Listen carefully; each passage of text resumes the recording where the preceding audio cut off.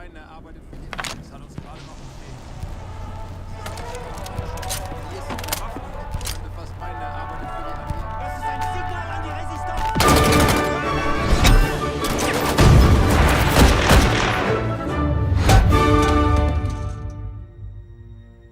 With Medal of Honor Above and Beyond, I think we're finally able to fully realize that vision from 20 years ago of putting you in the boots, allow you to see through the eyes of someone who was actually there. And that's been the most exciting and fulfilling part of the project.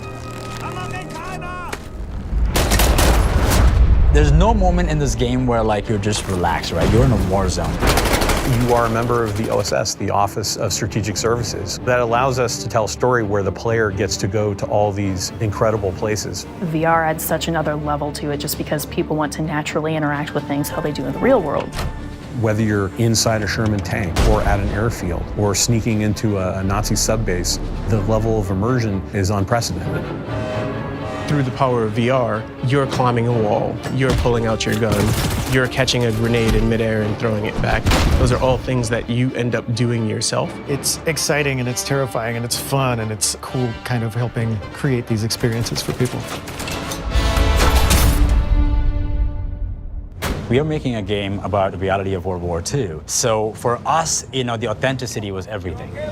When you put that headset on, you feel like you're back in World War II era Europe. It's a very surreal experience to be there without being there.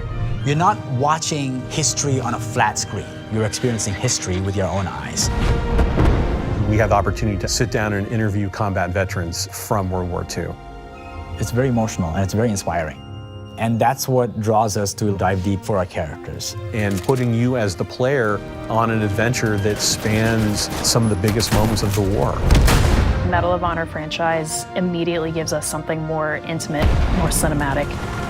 Games are at their best when they're immersive, and we're finding all sorts of little things you can't do in traditional games.